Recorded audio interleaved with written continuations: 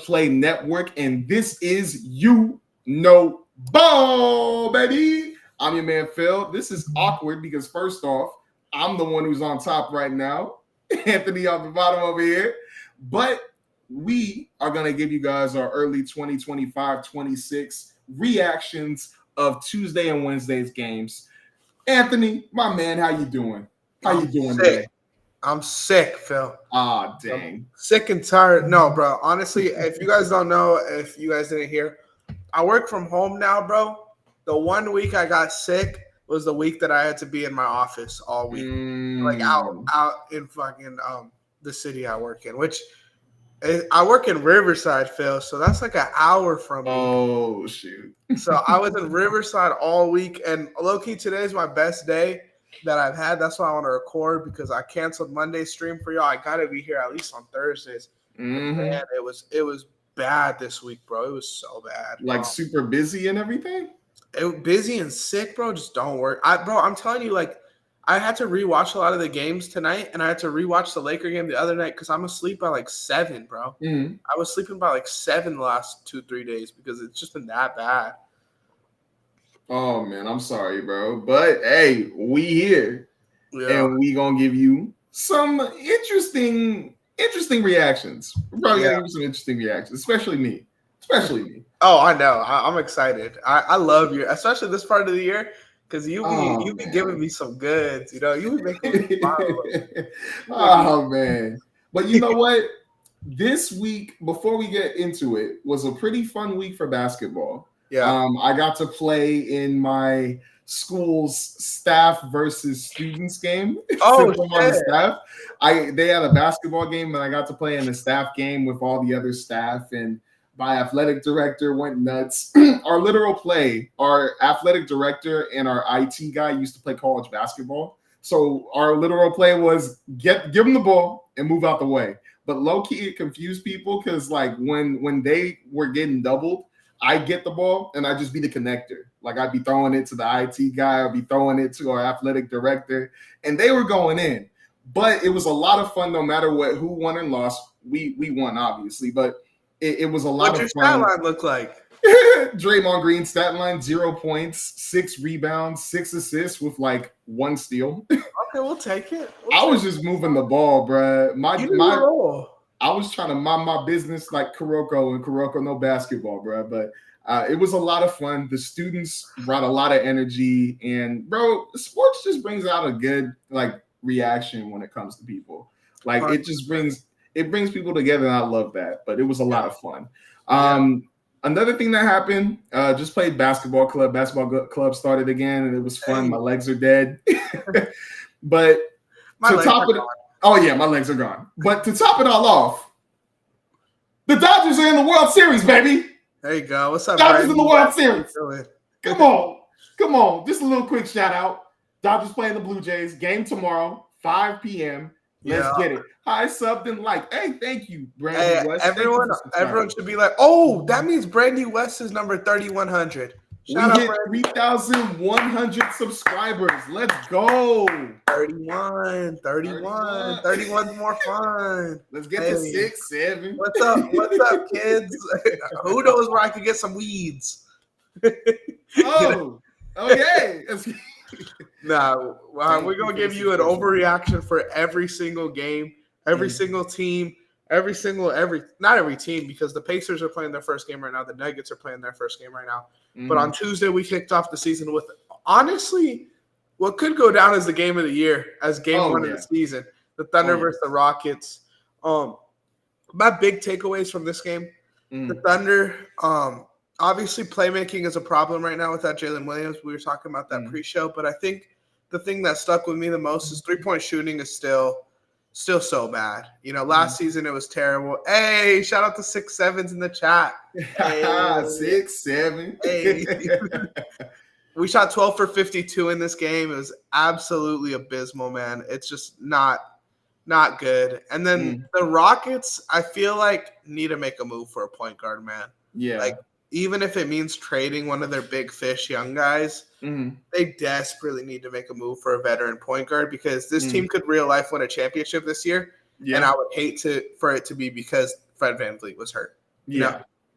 I want to talk about that key point right there later on because, well, you were in the group chat. I just thought it was interesting and I thought it'd be a good topic to talk about. We have a NBA Dynasty fantasy basketball draft fantasy basketball group chat that we have. And somebody brought up an interesting point that I would love to talk about later. But that's going to be a surprise for you guys later. So stay tuned just in case. But yeah, that game was really good. Like really good.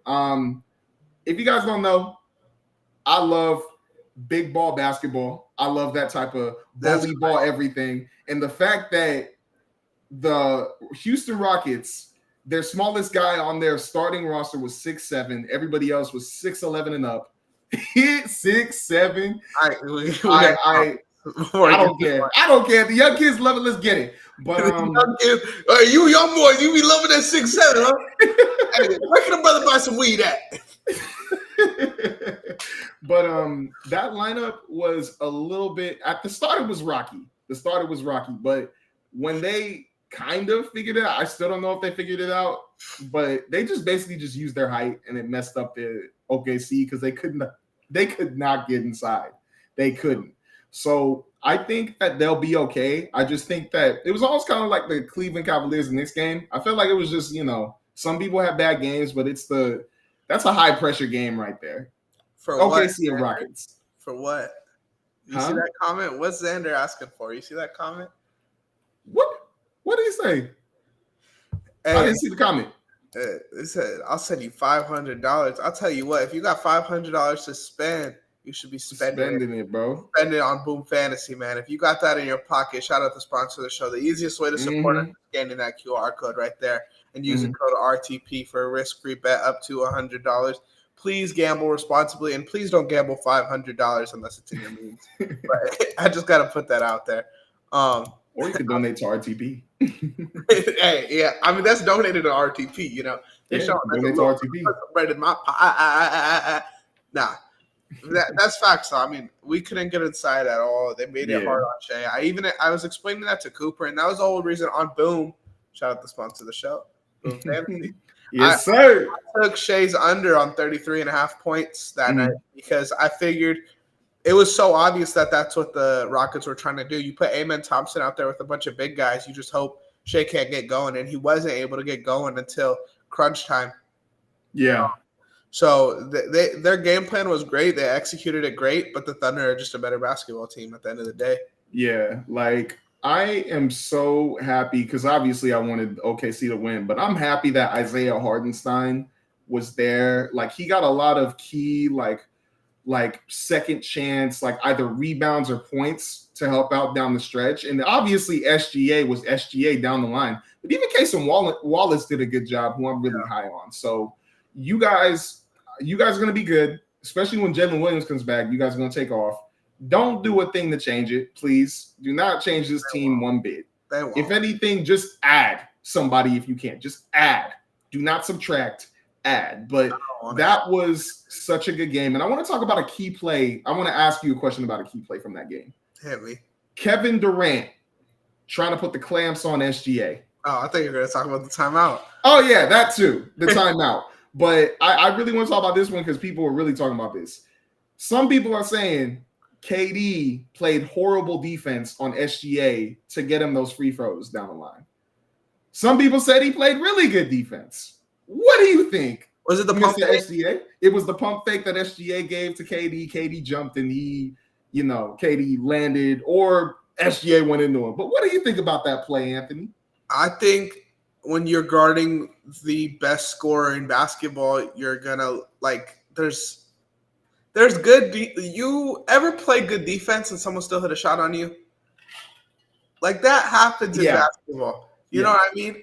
That's not nothing new or nothing like that. So I don't want to knock KD or anything like that. That move, that pump fake was nasty by Shea.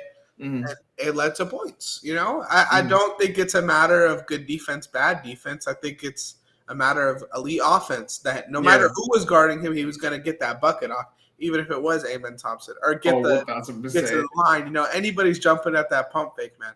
So that's where I'm at with that. What did you think about Amen Thompson going? I believe he went 1 for 7 from the 3-point line, or 1 for 8. What did you think about that? At least he's letting him fly. You know, I personally, and this is a thing for me. I hope Amen Thompson can hit the ceiling that everyone has for him. But he went 0 for 7. My bad. 0 for 7. I just don't think he's that player that everyone thinks he is. You know, I think he's an amazing defender, and I think he is obviously young. He's the most athletic player in basketball. But a lot of the basketball skills, as far as offense goes, just aren't there. I felt like his playmaking was a lot better this game than it was last season. But last season it was abysmal. You know, it was a joke. So I just don't think he's what everyone thinks he is. Honestly, I will say the skill is there, though, footwork wise, because he had a lot of pretty good inside buckets against you guys. Like he uses his feet well to get some space. I forgot which bucket it was that really impressed me. There was a floater looked nice. Yeah, his floater looked nice. So I will say that the skill is there, like on that part, but I do agree that he's got a lot of work to do, a little bit more on his handles and way more on like trying to be like less aggressive and try to be more conservative on trying to swing the ball and actually pay attention to what's going on in the play. I would love to see him in like a Draymond connector role. Yeah. He has 100%. That finishing ability.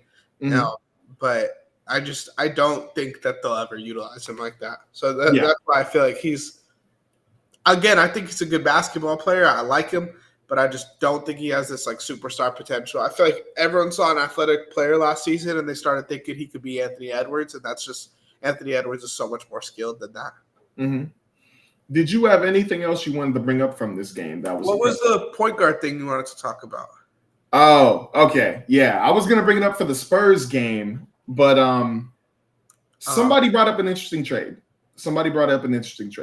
One of our friends said that the San Antonio Spurs should trade De'Aaron Fox, once he's healthy, to the Houston Rockets for Jabari Smith Jr. Now, do you think that De'Aaron Fox would help this Houston Rockets team as constructed? Absolutely. I mean, if that's the question, plain and simple, absolutely. I think so. Okay.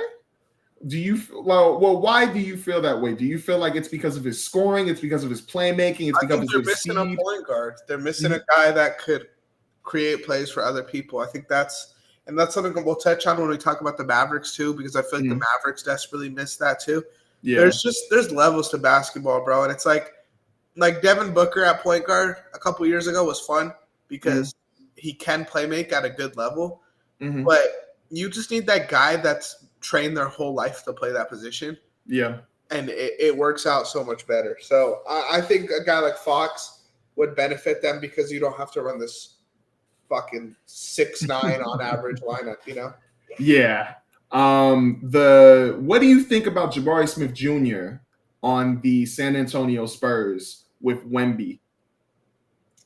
I like it. I just don't know if I feel any different about the team with him. Right? Like, I think it's a good fit. I think it makes sense. But I don't know if I'm like, this team goes from probably right now they're looking like a playoff team to like a top 3 seed or anything like that. Which Jabari, who knows? Maybe they look great, bro. They could be that, honestly. I mean, Dylan Harper we're jumping the gun a little bit, so I'll fall back. But yeah, I agree with you. Or I agree with me, I guess. I didn't hear your take. What did you think about it? About the Jabari Smith Jr. trade, about both, I guess. Honestly, I think it's a win-win. I think it's a win-win for both teams. De'Aaron Fox to Houston, I would really like that because to me, Amen Thompson, I'm not going to lie. I think he's going to be a great player. Don't get me wrong, Houston Rockets fans. He's going to be great, but I believe he's going to be a really great Robin. He's always going to be a really great Robin. He's going to be that guy. He's going to be the Scottie Pippen for that Houston Rockets team. God willing that the Houston Rockets never trade him. But if you put De'Aaron Fox at the point guard with Amen Thompson at the 2, I could see that working, and I could see that being like a nasty backcourt. A nasty backcourt. And then you have Kevin Durant with you're not going to have Jabari Smith Jr. So Kevin Durant, Tari Eason's still there. Tari Eason at the 3, Kevin Durant at the 4, then Alperen Sengun at the 5 with Steven Adams on the bench. I love that team. I love it. It works, you know. And then you have Reed Shepard and Josh Okogie, and then Dorian Finney-Smith still. So that's a really good team as it is. But my bad, you're about to say. Hi, Mighty Chris. How you doing? Yeah, I agree. No, I wasn't gonna say that. I agree with everything you were saying, 100%. Let's pivot over though to the Lakers Warriors game now. These are your boys. Now, did you have a big takeaway as far as the Lakers side goes? The biggest takeaway: just let Luka be Luka. Let Austin Reeves be Austin Reeves. Get out of the way. DeAndre Ayton, you'll be better. I have faith in it. Okay, just play stronger. And yeah, we need to make trades. I think I still stand on that. Even when we got Marcus Smart and DeAndre Ayton, I still said we need a couple, like 1 or 2 more pieces. Not anything crazy, but this team, there's not enough hustle. There's not enough defense. And if we keep playing this way, we're going to lose a lot of games. But how, my question is, if you guys need to make trades, who do you trade? Like who has value on this team? Trade value. Honestly, if they had 2 or 3 years still on their contract, I would not say them. But since they are expirings, and now expirings are way more like what's the word? Valued. Way more valued, especially with the apron stuff that happens now.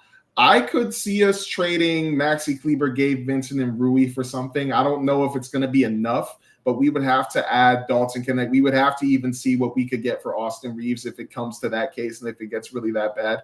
I just think you, like people saying, tank, you can't take Luka on the team. He's 26. You can't do it. So you got to make, if it gets that bad, you got to figure out a way to trade for something good, especially if it's defense.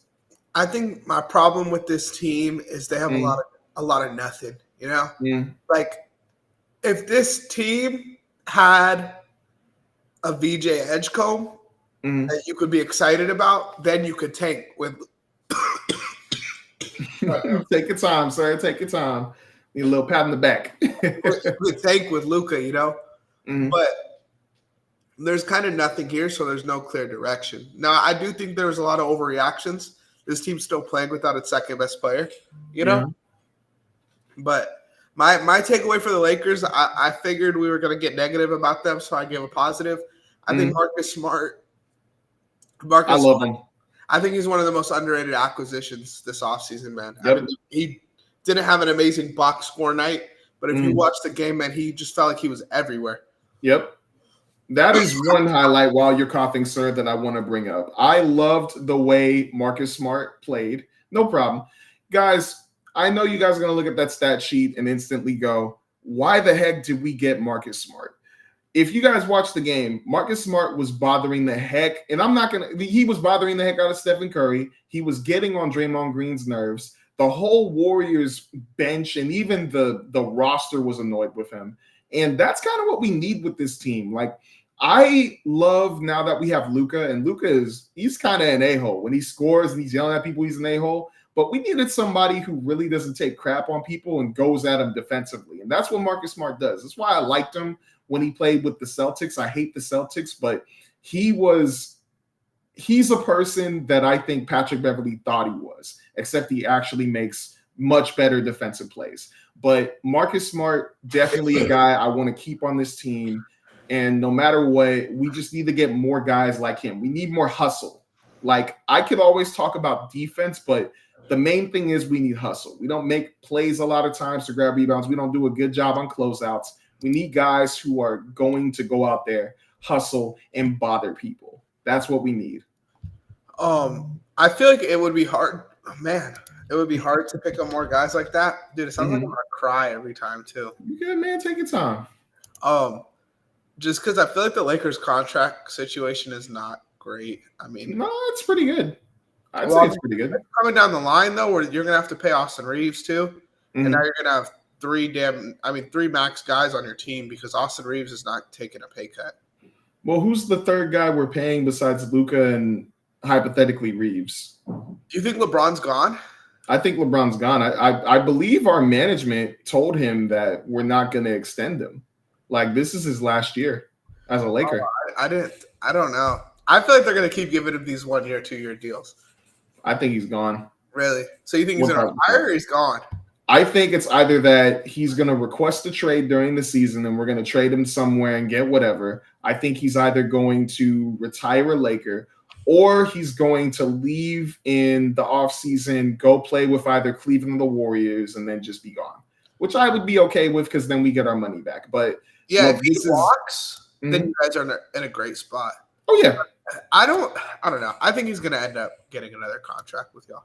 I don't think it makes sense to do it, and I actually would be super annoyed if we did. Like, I don't think it's made sense the last 3-4 years to pay him what he's getting, honestly. No, I think it did because he was putting up the stats and playing at a high level. But now, since he's getting older and he's 41 now, it's time. Like, it is. 41's the time, but not 38. Not the way he was playing. He was still playing at a very good level. But if he plays at a good level this year, are you changing your tone? Because I need to see. He played at the same level last year he did the last couple years. But the problem I have now is he's getting more injured. Like, he's getting more injuries. Like, this whole nerve thing, and then even in the playoffs when once again his legs acting up, like, it's coming. Like, it's at the point where it's like, yo, his gear in his legs, it's starting to actually stall. I didn't think it would, but it's just time. I love LeBron. Everything he did, he brought a championship to LA, but it's just he's getting old now. It's time. The first year here, though, damn, bro, we're getting to the line this game. The first year there, he was hurt though, you know. So that I just feel like it should have been time. I don't know why it's time now, if that makes sense. I mean, the big thing I would say maybe the new contract rules. I think those would do it. But I just think. I know how it feels, bro, but I think if LeBron wanted to stay with the Lakers another year, they would pay him. I don't think it's going to happen. Really? I will say I'm 95% sure it's not going to happen. Damn. Yeah. If that 5%, if it does happen, it's going to really shock the heck out of me and it's going to anger a lot of people. But I am 95% sure he's not coming back to the Lakers. I think there's like a 70% chance he's in a Laker jersey next season. Okay. So 30% chance he isn't? Yeah. 30. All right. Let's see. I want to give this team more credit, though, because this team hooped as well. The Warriors, man. Yep. I feel like this is a team that just on paper, it was easy to underrate them. But when you really look at it, this was a team that we should have never underrated. Last season, they were 23-5 with Jimmy Butler. They could have made the conference finals if Curry didn't get hurt. And then Jonathan Kuminga is coming into the year with no drama. They got a lot better as far as role players go. This Warriors team is a very legitimate threat in the West. Very legitimate. I would put them probably as a top 3 or 4 seed now, and it just took them spanking on DeAndre and for me to realize that. Yeah, the Warriors, they did a good job in this game. I'm still not fully sold yet. Only because I said earlier, the Lakers, we have our problems and we're not going to be good defensively. I want to see what they do against Denver tonight, and that'll probably change my mind, but I'm still not sold on what they have. I think they did a good job against the Lakers, but I still think if it's up against any other team, I don't think they get the same stuff. So what do they got to do against Denver tonight to convince you? Well, if they keep it a close game and Jimmy Butler is playmaking and getting to the line a little bit more and Stephen Curry, I'd probably believe it. But I think that if they get a win tonight and if they win by, I don't even care if it's like by 1, 2, and even if it's more than 5+ points, I'd actually believe in them. Because I believe in this Denver team to be a top 3 team. And if they beat them off the bat, I'm going to start believing. I think if it's a competitive game, I'll believe it, honestly. That's true. I do think the Warriors are in that tier. I don't think they're as good as Denver, so I wouldn't say they have to be Denver for me to take them serious. But I think they're in a tier just under them. So if they fight, I think they could have real playoff hopes. You never know. I would love to see, honestly, now that the Thunder got our ring, I feel like I hit my fix for my life. So I'd be cool watching Jimmy Butler win a ring with this team. Out of everybody in the league, Jimmy Butler deserves a ring. It feels like the most, He does. I just wish it was in the Miami jersey instead of a stinking Warriors jersey. You got to talk to Pat Riley about that, not him. Stinking Pat Riley. Let's head over to Wednesday now. Before we talk about a game specifically, I just want to say, as a sports fan, I respect more of the well-balanced schedules. You know, I hate when they do 2 Monday Night Football games. If I want to watch every game, you just can't do it, bro. You really can't do it, bro. Now, I couldn't imagine if I was a casual fan without League Pass and I'm having to watch on Stream East, you know? Then you have to rewatch everything. Yep. So I would just love, and I know the NBA never does this, but I would just love if every night there was like 4 games on, and that's how it was the whole season. But of course, we're going to get 2 games, 3 games, and then 30 games on a fucking Thursday or whatever. The only day that should have all these games is MLK Day, because that is a vibe. You know, just chilling on the couch watching games. And the Hawks should be playing on MLK Day. Just saying, they should be. They always. I feel like every year on MLK Day they have every team play. I want to say, or 14 games or something. I know. I'm just saying the Hawks better be playing. Imagine they play 14 games and the Hawks don't get on there. But I would be livid. We get a Concanapple game instead. On MLK Day. Concanapple dropped 40, but where's Trae Young? But let's go into the Knicks Cavs game. Here we go. My big takeaway from this game is I don't know how to feel about the Knicks' new offense, man. I'm very I could see it working out. I could see it failing miserably. That's how I feel. Them running OG, McHale, and Cat as primary playmakers and then kind of waiting till the fourth quarter to unleash Brunson. I could see it rocking out now, but by game 20, game 30, I think they just go back to Brunson running point guard, man. I loved how the Knicks looked. I love their bench. And I think it's good to get these other guys involved, but I think there's other ways to getting them involved. I just feel like point guard should be playing point guard. Yeah. Cooper Flag. Who do we talk about too? The Rockets. With Amen Thompson. Just let your facilitator take the ball up, man. It's just not – don't overcomplicate it. There's easier and better ways for players' confidence to get them involved. Like you can run offensive plays for Mikal Bridges and OG without having them take the ball up the court. That feels lazy. I was iffy on it too because at the start I was hype. I was like, yo, New York is looking good. Like the way they're beating on them, even though Cleveland doesn't have a couple of their like key players, they really look good. And then instantly Donovan Mitchell turned it on the third and instantly came back. And the offense looked very weird. And then just like you said, like them having Jalen Brunson off or whoever guard they even had out there that wasn't really getting the ball. I know Tyler Kolek was doing this thing for a second. Kolek looked good, man. Yeah, he looked really good, especially those first couple seconds. Yeah. Oh my gosh. Thank you. Like, I'm just so glad he's getting minutes, but I do think that they need to let Jalen Brunson be Jalen Brunson, except for the 5 for 18. I know he's not going to keep doing that. I know it's going to get better, but they need to teach whoever it is, Deuce McBride, Jalen Brunson, or Jordan Clarkson, whoever's going to take that ball up, to be the ones taking the ball up. I know Mikal Bridges can probably do it. I know Cat can probably do it. But if you want to win the chip this year, you guys got to establish roles a little better. It's too much of, okay, Jalen Brunson's off. Y'all got this? No. You got to establish exactly what you want them to do. Yeah, I feel like the 5 for 18 comes with Jalen Brunson not bringing the ball up. I mean, he's not playing in his role. Now, on Cleveland's side, my big highlight I loved, bro, I felt like Evan Mobley was so aggressive this game. 18 shot attempts. I can't remember the last time I seen him do that. And it felt like he felt like, I got Cal on me, I'm going to give him a bucket. I got Yabusele on me, Aish Little, I'm going to give him a bucket. Huck Porty's on me, all right, I'm a jab step and take a three-pointer. You know, like he felt more aggressive, which I personally feel like if that's the case, that opens up so much more in this Cavalier offense. Yeah. How did you feel about Jared Allen this game? I didn't see too much, but tap away. Yeah. I just wanted to ask because I know some people were trying to say stick with him. And I mean, obviously they're going to stick with him, but like I just didn't see anything. I was mainly me focused on Evan Mobley and Donovan Mitchell on the Cavs side. Sam Merrill had a good game, but Yeah, it's the first game again, but I don't know, man. I think that soon, if they don't win the chip this year, they're probably going to go away from their too big lineup.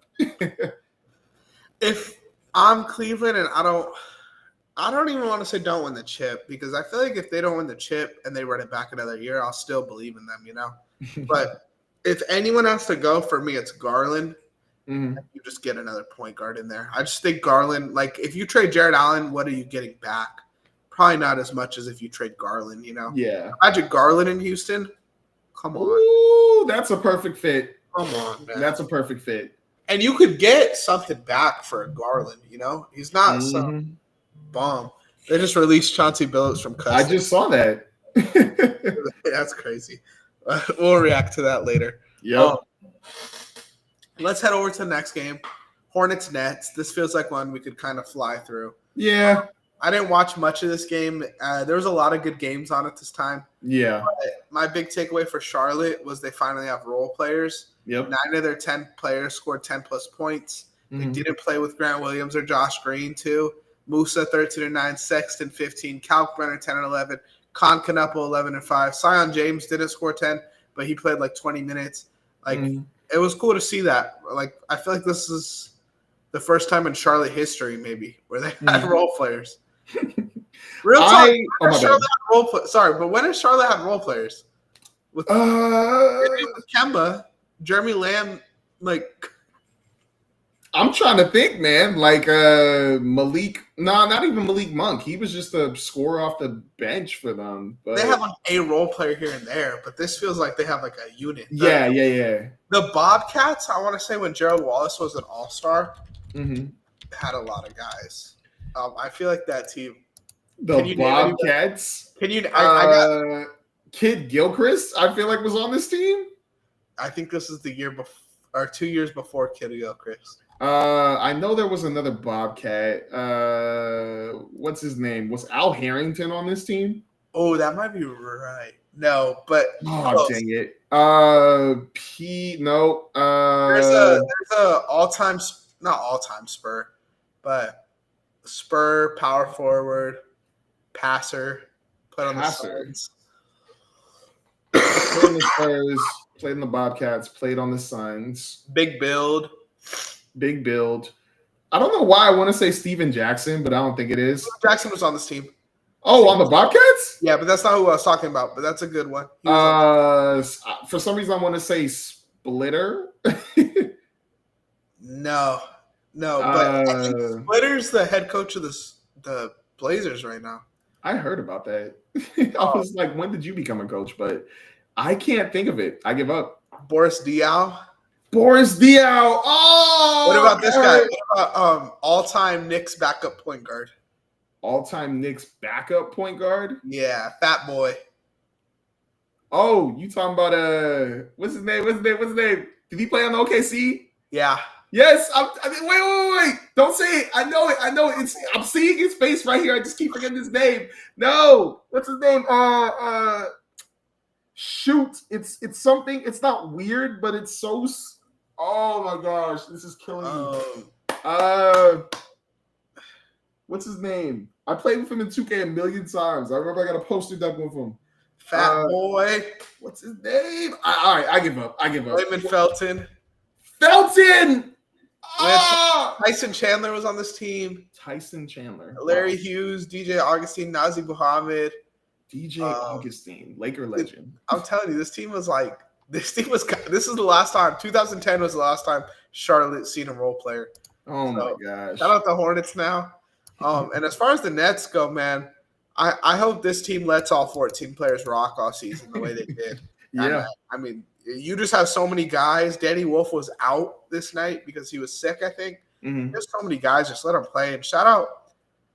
I don't want to. Did you see how they were pronouncing Igor's last name last night? I didn't hear it. I'm not going to lie to you. I did not get to watch this game. Igor Dioman. I think that's how you say it. Dioman. I mean, at least I say demon. I say demon too, but we got to start putting some respect.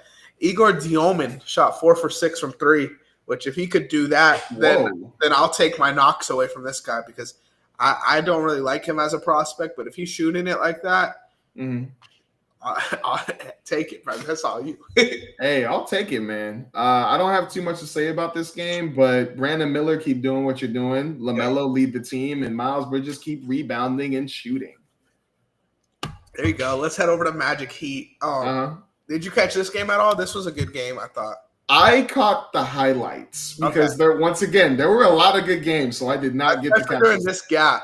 This gap was stacked. But my takeaway, man, I'll still stand on it. Magic hoops just aren't pretty, man. I don't think they're ethical hoops.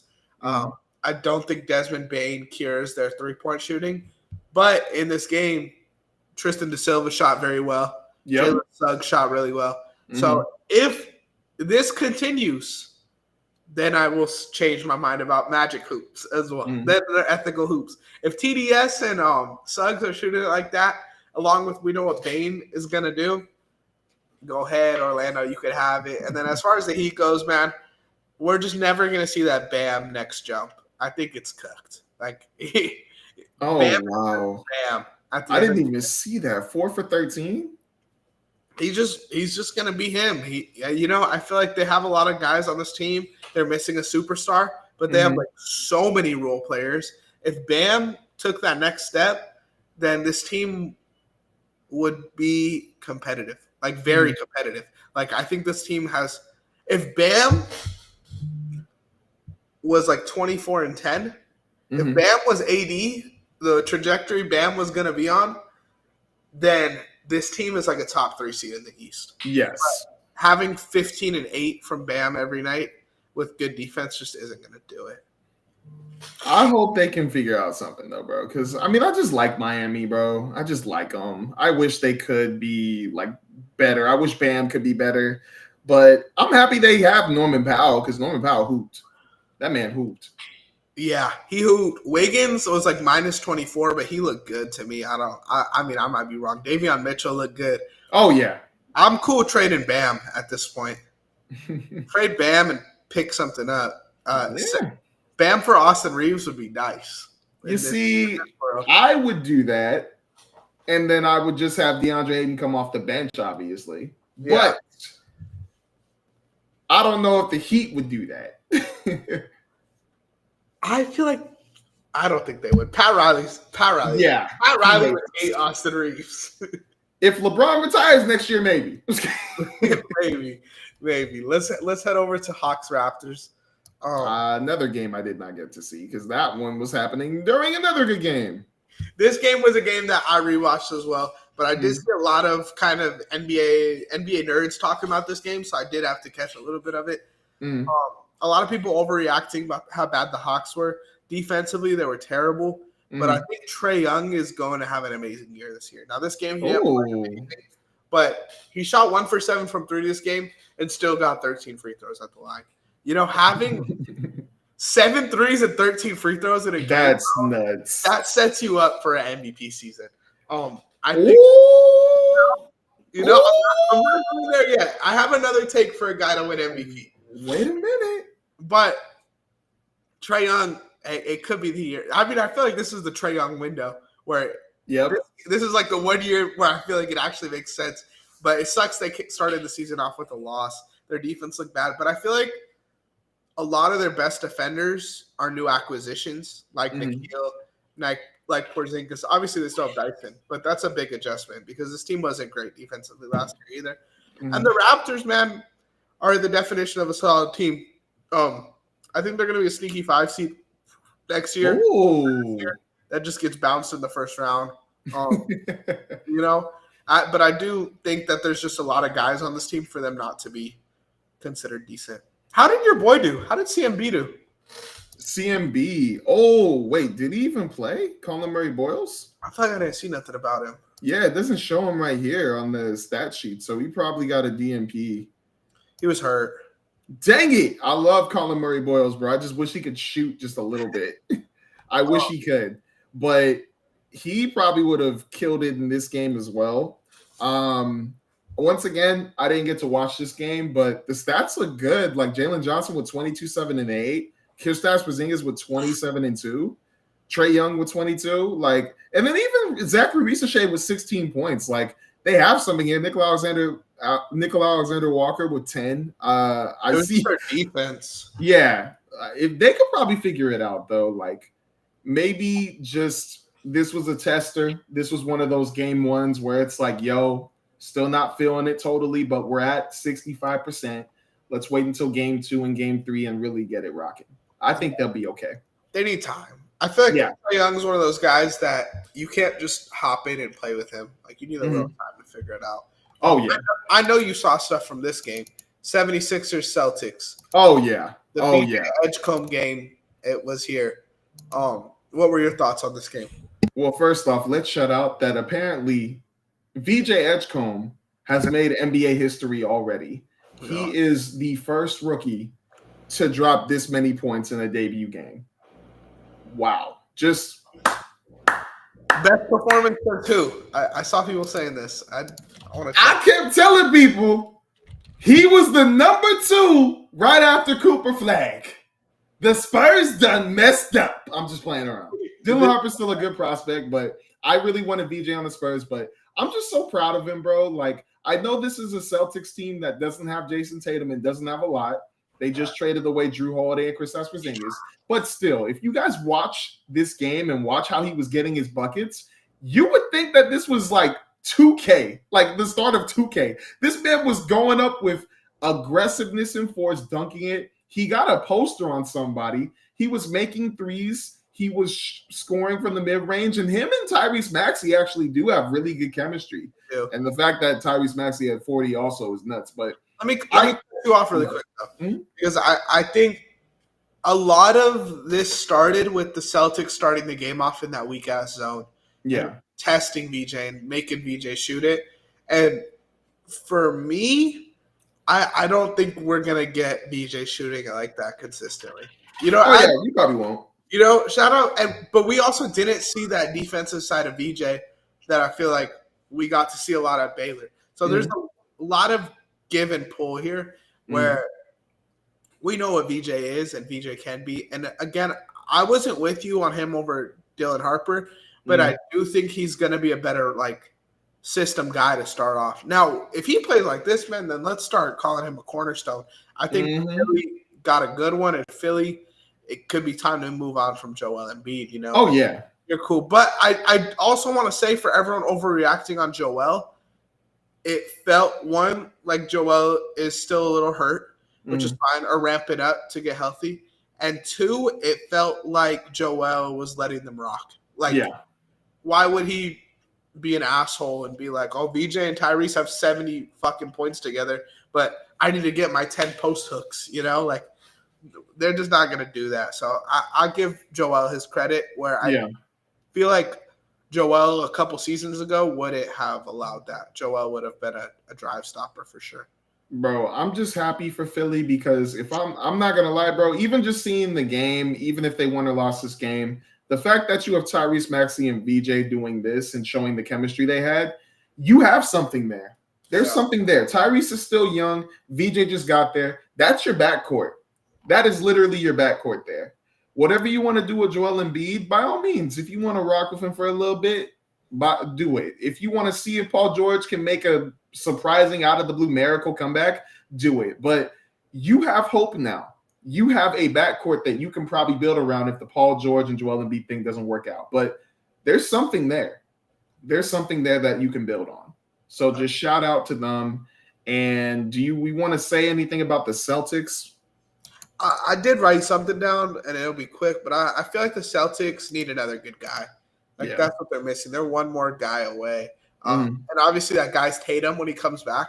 Yeah. But I think if they could get another – if they had, like – it sucks because Anthony Simons is pretty much this guy. But if they have, like, another guy on, like, Cam Thomas's level, then I would feel, like, a little bit better about this team. But I just think they need another guy because they have a lot of, like, very average role players, which is better than most teams could say, but they're missing that, like, another punch kind of. Yeah. Do you feel like Jaylen Brown can step it up a little bit more? He didn't do too bad stats-wise, but I think during the game he could have done a little better. I believe Derek White had a better game, except he shot a bunch of threes but missed them. But What do you think about Jaylen Brown in this game? I don't think Jaylen Brown is that guy. Respectfully, I think Jaylen Brown is an elite number 2, but I don't think he's. I never thought he was a number 1. When there was that contract drama with him, I didn't think that he was gonna go somewhere and pop. Like, I think Jaylen Brown is just Jaylen Brown at the end of the day. Still can't be left. Hey, Jaylen Brown, if you don't like it with the Boston Celtics, you can bring your ass over to the Lakers. We'll take you and you'll be the Robin, the Luka Doncic, who's our A1. By all means. Throw it back to Berkeley, or he could go to his hometown and go to Atlanta with Trae Young. I would love low-key, that would be super fun if he did go to Atlanta, though. That would be unbelievable. Let's head over to the Bulls-Pistons game now. I'm guessing this was one we're back to where we were watching them. But I did catch this one. Did you? Okay. I caught the last 3 minutes, I want to say, of the fourth quarter. This game was the closest game, so this was the game that I had on the whole time. Oh, okay. My 2 takes are early season Vooch is back. First 3 months of the season, Vucevic All-Star coming soon. And man, we should be so off of Tobias Harris taking last shots in games. That was so bad, man. When you texted that in the group chat, I low-key laughed. Like, hello. Like, what is he doing, bro? There was like 6 seconds on the clock. He catches it. He's like, and he just chucks it. I'm like, man, just swing the pill to Cade. What's funny is I was watching it at the point where, like, because in my head I already knew this is probably going to miss.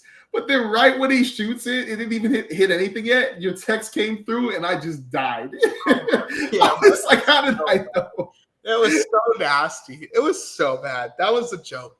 I mean, I don't know. Just swing that shit, bro. He thought he was Jabari Smith Jr. Jabari Parker, bro.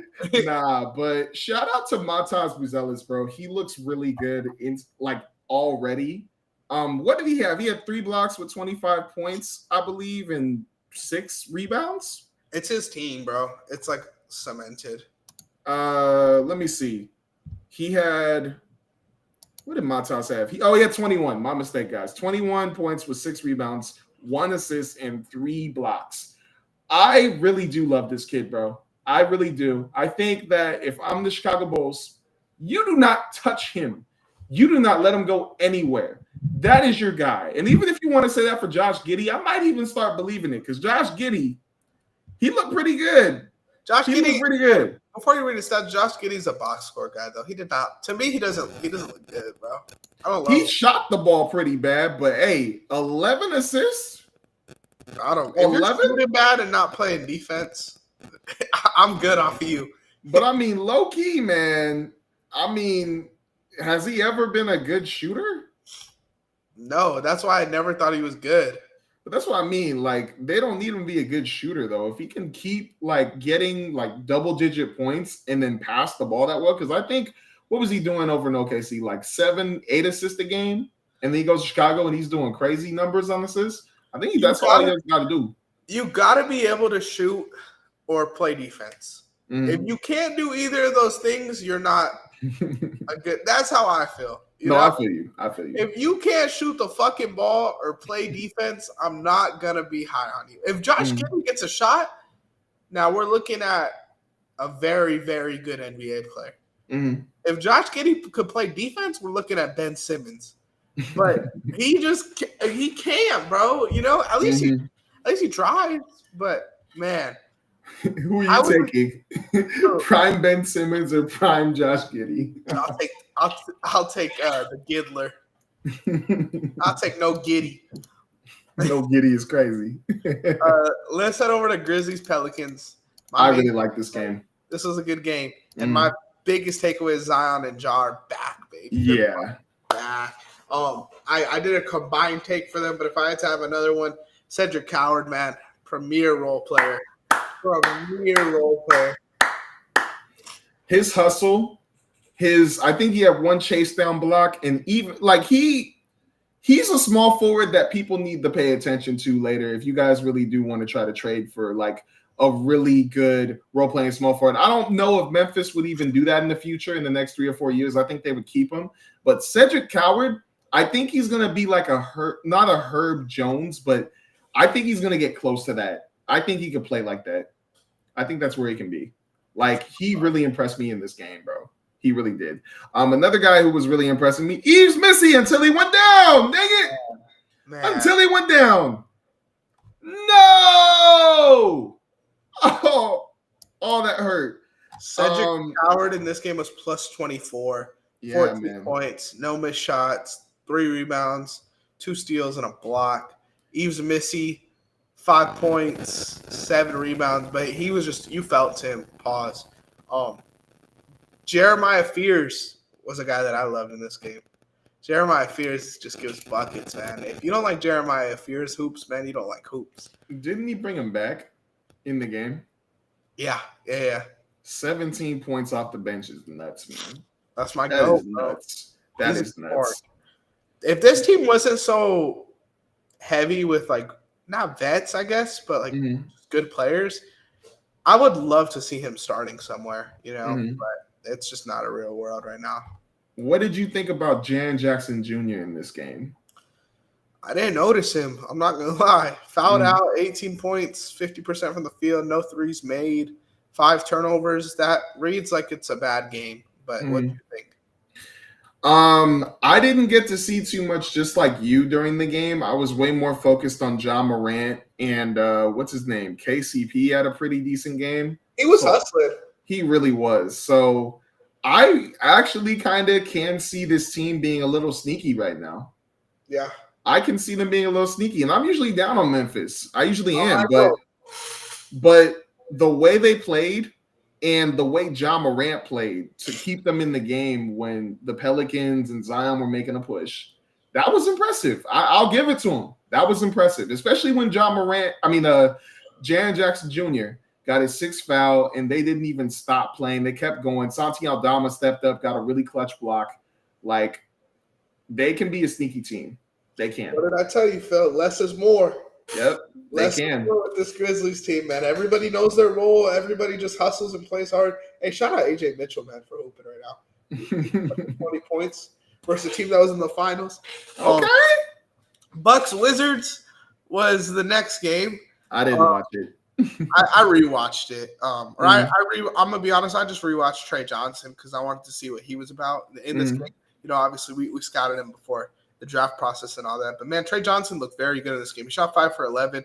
All of his makes, though, were off catch and shoot, which is very interesting because that's not his game. He's a creator with the ball. So if he's got the catch and shoot down, soon they'll be giving him the reins to be more creative with it. I could see this guy averaging 20, 23 points per game. Not this season, but down the line, man. Okay. Giannis is my pick for MVP, man. I mean, he's just going to stuff the stat sheet. That team is going to be good. It's exactly what we thought. It's a good interior defense, and then it's just give Giannis the ball and get the fuck out the way. Like, this team is nice, man. We don't got to talk too much about it. We could pivot over to a game. Well, I want to say one more thing. Go ahead. My bad. One more quick thing. So, even though I didn't watch the game, my boy Keyshawn George balled out. He looked good. Shout out Keyshawn George. That's all I got to say. There you go. Good shout out to Clippers Jazz. Man. Did you watch any of this game, or you just? I mean, there was nothing to watch. I couldn't watch the game. It wasn't on anything for me, so I couldn't watch it. Gotta pay for Clipper Vision. No, I don't be watching Clippers games either, unless they're on cable. But Clippers I felt like Clippers got punched in the mouth in this game. They really did. I'm not gonna take it as anything like, I'm gonna wait a little bit more time. I could see this being a one-off. I could see this being a rocky start. But I think we should wait a little bit before we make a crazy statement on that. As far as the Jazz go, because on League Pass you can rewatch, which is nice. But Walker Kessler and Keontae George are the 2 best players on the Jazz. Yep. Walker Kessler looked so good, and Keontae George has so much more control this season. I'm excited for this team. I think they're one guy away. Thanks, Rob. Thank you. I hope we can get Walker Kessler in the offseason next year. I don't care. Do everything in your power. Don't disrespect Ayton, bro. I'm going to tell his ass. But I am not going to overreact, obviously, because my Lakers got punched in the mouth by the Warriors, so I can't say nothing. But at the same time, I think that it was just a bad time to play the Jazz, man. I watched a couple of their preseason games. They've been hungry. They've been trying. That one win they got, they just looked so good. I think that energy just carried over into this Flippers team that they probably didn't even think they were probably going to come out with that much energy. They probably had a whole plan set out, and just the Utah, all that amped up, extra adrenaline they had over preseason came in and smacked them in the mouth too. But I think they're going to be fine. I still think the Flippers are probably going to be a top 4, top 5 seed in my eyes, but I'm not going to take this game as a lot. I'm not. I think it's just bad timing. I agree with you. This is a game we got to talk about, man. We're going to go into detail on this. Spurs Mavs, man. What a fucking – there's so much to take away from this game. Oh, my gosh. Man, I'll let you lead it off, man. I'll cover all the little games. You got the big ones.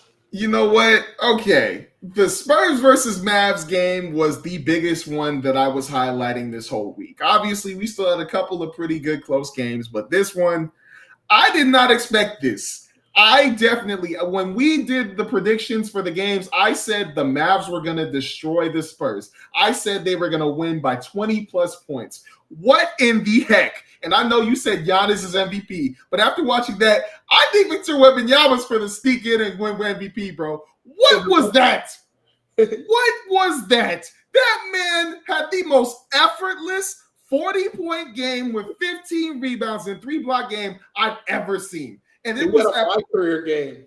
Bro, at first, in the couple of seconds, I was like, Wemby's probably going to have a cool 23 with 18 or 15 rebounds, and they're probably going to lose by 5. But then all of a sudden, this man decides to size up bigs.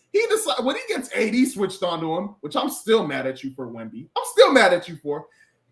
That man got 84 fouls in the first quarter. Or second quarter. He got 4 fouls in the second quarter. Then he got Derek Lively the second in the foul trouble when they were forced to put in Dwight Powell. Bro, Wemby is the most unguardable player in the league. He is. He is the most unguardable player. That man. Whew. What got me, bro, was last season, his offense, obviously, he has a lot of tools, right? Mm. Yesterday, he showed so much creativity with it, and that's what really shocked me because he just wasn't that the year before, Yeah. And as a guy who I feel like people might say I'm a Wemby hater. I know there's people in our Dynasty chat that call me a Wemby hater. I'm not. I think off of what we've seen yesterday, he could finish the season as the best player in the world. Mm-hmm. Like we could get to that level off of what we saw from yesterday. Yeah. But I do need to see a little bit more.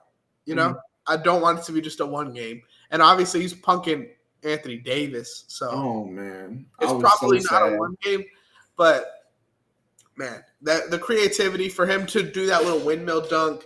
Oh my gosh. I don't know who it was, but he cooked a guard and then he just like shoulder checked Anthony Davis and punched on him. I was like, what the fuck?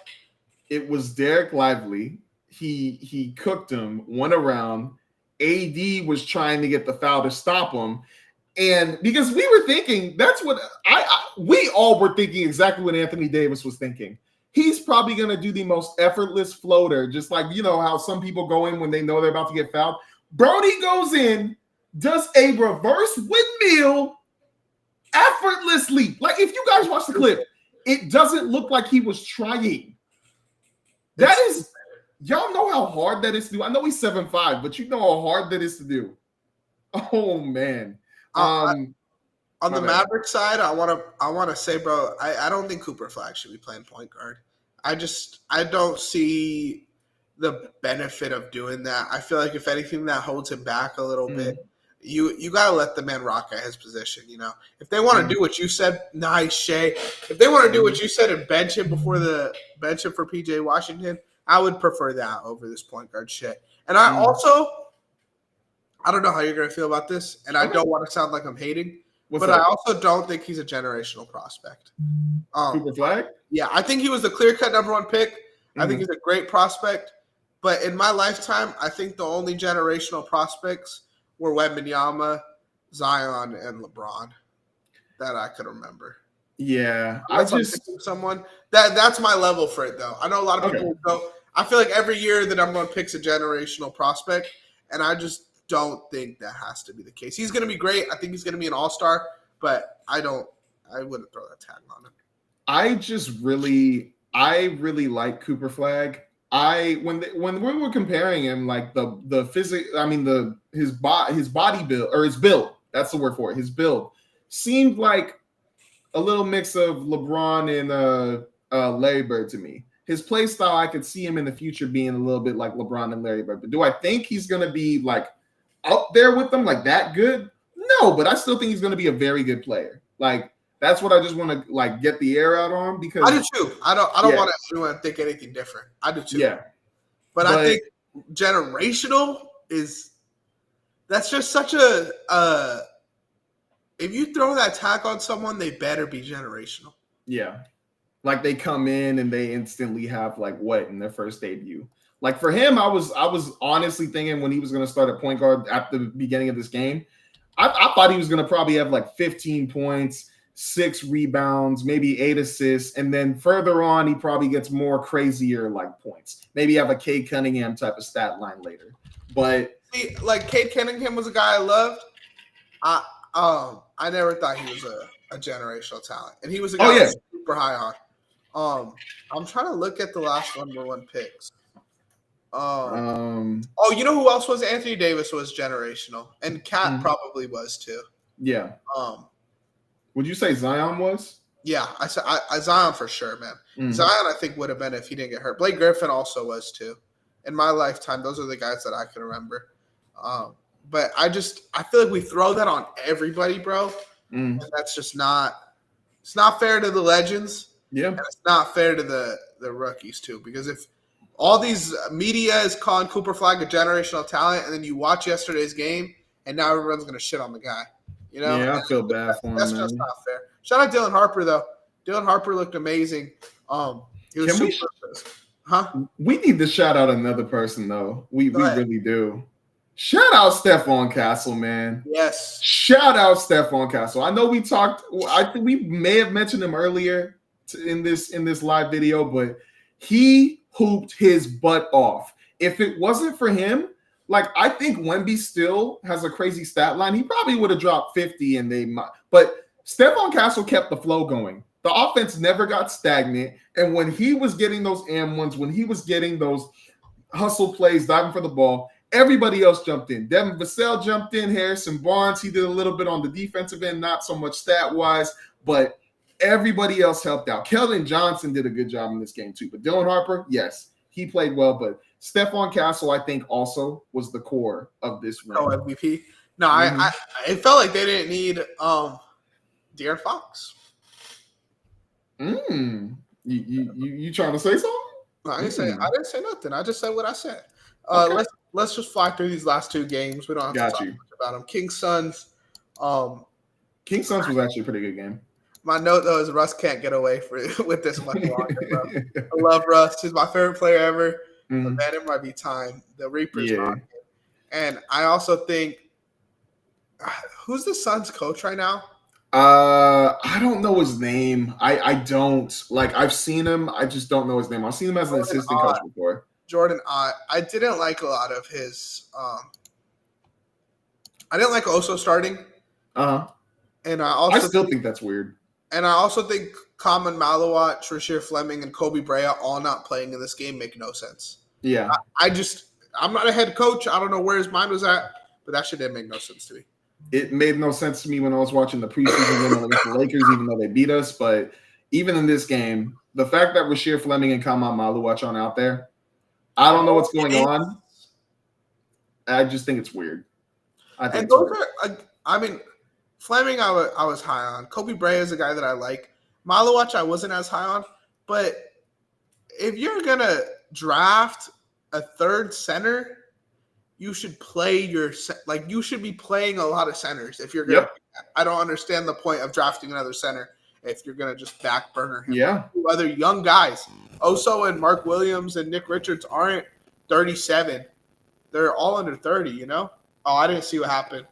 I dropped. Oh, my God. Bro. Pascal Siakam, For some reason, against us, that man turns into fucking Raptors Kawhi, man. He's a good player.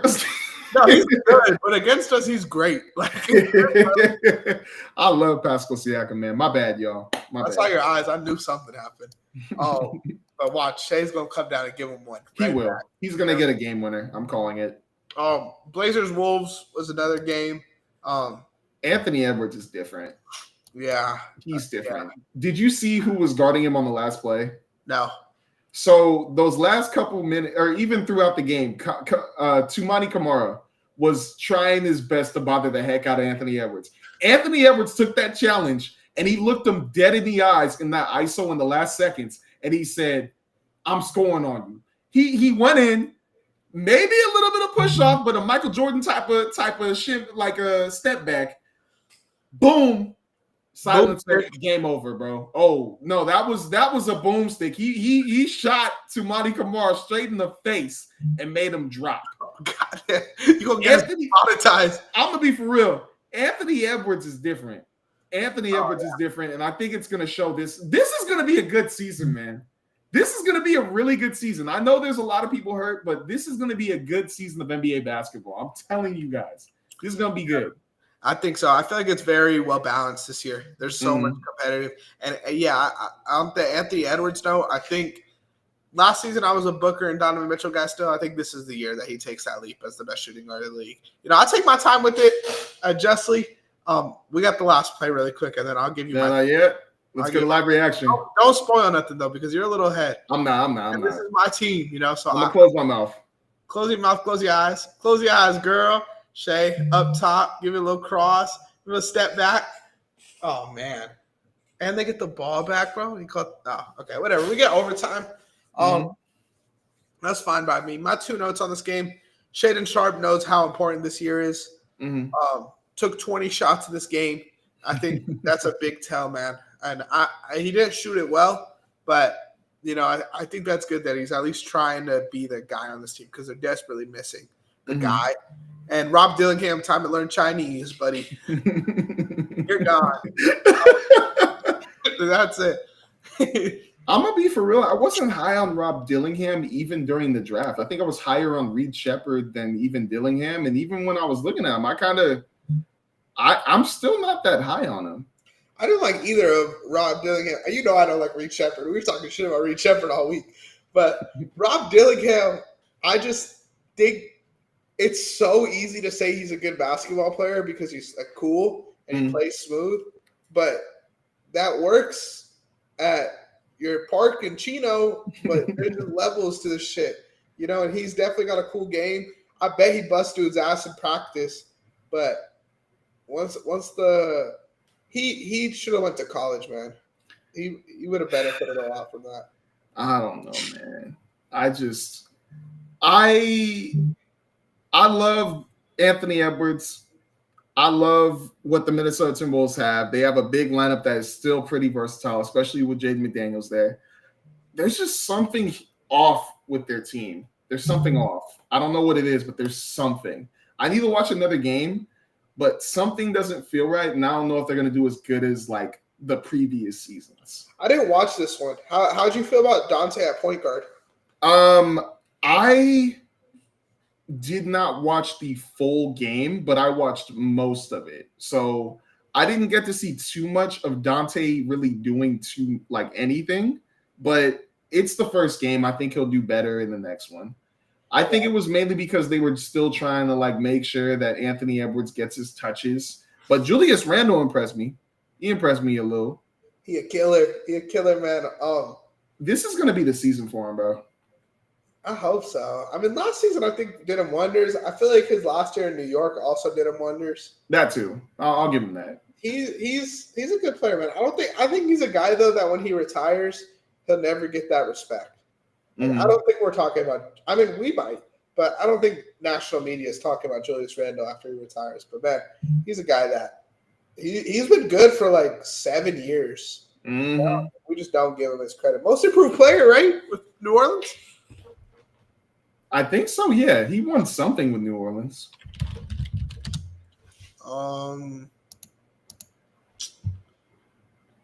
Yeah, 3-time All-Star, 2-time All-NBA. Just a beast, man. 25 in New York, 25 points, 10 rebounds, man. Wow. 4 assists, killer. Never mind. He can't do better than that in Minnesota. I don't think so. That's all I had for this week's episode. You had anything else you want to hit on? Oh, man. Guys, I know you all are NBA fans, and you all are the most awesome NBA fans, but are you really awesome NBA fans if you are not watching season 2 of Starting 5? Oh, my gosh. Have you finished it? Not yet. I'm on the last 2 episodes. I've been going through, bro. This is I feel like this is what happened. Season 1 of Starting 5 was to feel how far they can go with this, to feel if people are really going to watch it. It blew up. People were posting other clips. So they decided, all right, let's run it back. I'm not going to lie to you. Some of the players they had in season 1, I was happy I was seeing behind the scenes and stuff, but I wasn't too invested. This one feels like a full-fledged story that actually fully connects, though. This doesn't feel like, oh, we're here. Oh, we're in the playoffs. Oh, we got eliminated. All right, that's it. This one feels like, yo, KD, James Harden, they used to be friends. They used to be on the same team. And also they go at each other. So sad, man. Huh? Those Thunder clips made me so sad. Hey, but it made you happy to see SGA was a part of it. Oh, yeah. Bro. When they showed him getting the 2K cover, I got goosebumps. That was so cold, bro. But I love this lineup of people they have that they're recording. Well, first off, KD and James Harden are the most funniest players to interview. They are so funny, bro. Every single time they're talking mess. And even when, what's his name? Harden said something to somebody on the court. I forgot what it was. Unbelievably funny. Tyrese Halliburton and SGA, I love that they are both kind of the main focus of this season. Obviously, they have to be. But the build-up for what we're about to watch, I can't wait to hear the behind the scenes of what they actually said during the postseason. And then who's Jaylen Brown? I'm not going to lie. I have so much more appreciation. That episode, when you find out that his, I believe it's his grandfather was a boxer. And then they connected that to how he goes at basketball. And then he talks about how, on offense, even explaining how to guard SGA. I love how every player tries to describe how to guard SGA, and it's just impossible. Because that's how last season was for me, watching SGA play. I don't know how you guard that man. I really don't. And the fact that Jaylen Brown, who I think still is a very strong player, was saying that SGA is a strong player, elite content, bro. Like, this is the best season of Starting 5, and I know it's the second season. That's it. But this is such a good season. Even the episode 1, it gave me goosebumps how they introduced SGA. It was way better than what they did with season 1 of Anthony Edwards being introduced. This was elite. That man came in and said, it's nothing without the chip, man. You got to win the chip. End episode. And it even shows a little bit of him working out and people talking about how hard he works out. That is how you show off a winner. That is how you do it. No, what was cool was when he was talking about the Clippers trade, and he was like, I just wanted them to feel like they lost the trade. I was like, man. Goosebumps, man. Goosebumps. You got to get Izzy to watch it. I told him you got to watch it so you can talk about it on film. I'm not going to lie to you, bro. Like that, oh, man. I'm just so excited for season 3 because I keep thinking about what they need to do. I still think you got to do Luka and you got to do a Mavs player. I don't know if it's Cooper Flagg or Anthony Davis, but you have to do one of them just to show the difference of him not being there, just to show a storyline there. And then you have to do maybe you do Wemby. Maybe you do Wemby. Wemby would be sick. But what do you do? I have to do a Mavs player, though. You know? I just don't think any of the Mavs players are interesting enough. Other than maybe Coop. But would you just do then Jalen Brunson and Cade? Or would you try to add another European player like Giannis? I like Luka, Wemby, Brunson. I think but I think I would hold on. I would put Trae Young over Cade. Okay, I'd like that. I would do Westbrook. I think Westbrook would be cool. Or Chris Paul would be cool because this was last year. That is true, but I don't know if he'd be that funny, to be honest, or even interesting. It would be kind of sad. I feel like it'd be way more sad of him. Just imagine he gets a DNP. They get footage of him having DNPs and just being I'm glad I'm back with the Flippers. I'm glad I'm back here. Hopefully we can win a chip. And then, oh man, I don't think it's about DNPs for him. I just want those like detailed interviews with the old Clippers highlights and stuff like that. Like that's just all. playing around. And I just want to see him with his family. I don't give a fuck about him on the court, honestly. Mm-hmm. But guys, please go watch Starting Five, and please, emphasis on please watching season 2. Season 2 is so good. Watch both of them, honestly. They're both cinema. Mm-hmm. But that's it for us. You killed the intro, man. Kill the outro. Hey, make sure to like, subscribe, and follow Run the Play Network on Instagram, TikTok, YouTube, and Twitter. Shout out the Boom Fantasy real quick. Just a quick shout out. Risk-free betting. Gamble responsibly. QR codes up there. But guys, this was a good episode. This was a good time talking with y'all. Ant knows ball. I know ball. We all know ball. Make sure to hit that bell. We out.